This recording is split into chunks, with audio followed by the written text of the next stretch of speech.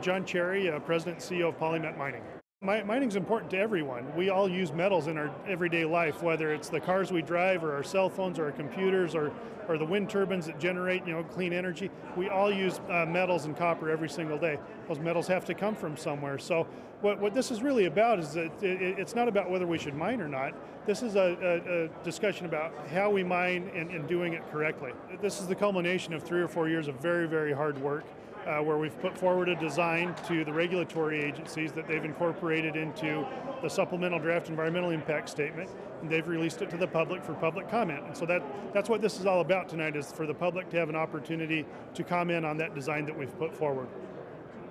I'm Nancy Schultz, and I'm the Water Projects Coordinator for the Fond du Lac Band of Lake Superior, Chippewa. And our engagement in the PolyMet project and other mining projects is intended to make sure that every precaution is being taken, the best methods are being employed, and the highest standards are being implemented and enforced.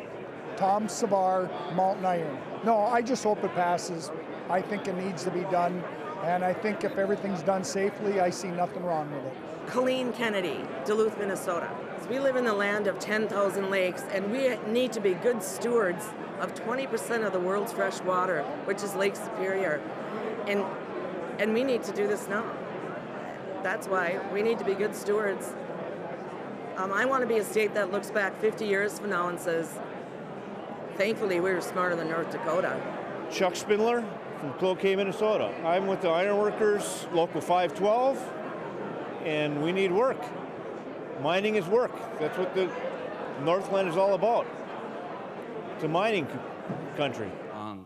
Misage kaange ni go we Slovenian. Mi when waji go we ni ingi go we teno magano paninane konji awa go witi. Mi we ingajaganaashim. I will speak English. My name is Michael Dahl, spelled D-A-H-L. I come from White Earth. I am not Slovenian. My relatives have been here by far longer than anybody in this room. I'm standing up here on behalf of my people as a whole because of a number of things, okay? Our family and our people have riced this land for thousands of years, not 4 generations, thousands. These same lakes, these same rivers, these same streams, the same strains of rice.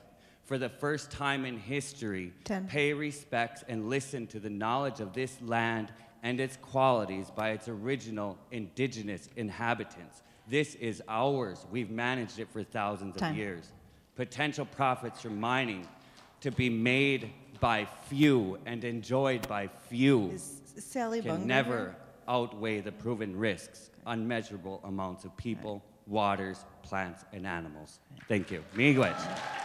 Hi, my name's Joe Baltich. I'm from Ely, Minnesota. On the Iron Range, we have a lot of fishermen and hunters who like this area. That's why we stuck it out here so long. And as a result, we are going to see these people being good shepherds, good stewards to their land. You're not going to see the kind of pollution that you're seeing in China. The United States of America, Minnesota, the Iron Range, and Ely should be leading that charge. And my name is Reed Karen. I'm from Ely, Minnesota. The project will destroy or impair thousands of acres of land, that it will pollute the water for at least hundreds of years, and that it will create other harmful environmental impacts, such as air and noise pollution. I'm a mill worker. I'm a taxpayer, and I live in one of the greatest states in the Union.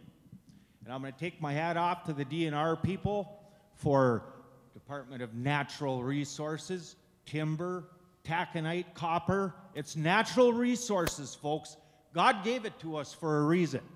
We're going to use it. Thank you. My name is Don Arnosti.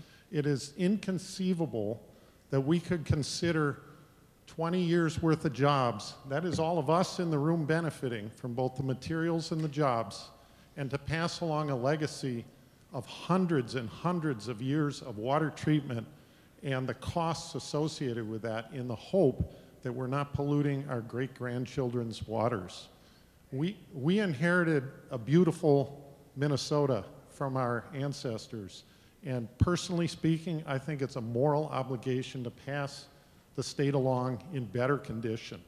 This is a bad deal 300 jobs for 20 years. Cats live longer than 20 years. My name is Jeff Isaka, and I live in Esco. I'm very confident that with today's high technology and strict environmental regulations, that the PolyMet mining facility will be highly successful and will be enjoying the fruits of their labor for many years. Good evening. My name is Howard Marcus. The land proposed to be traded for comes with surface rights but not mineral rights.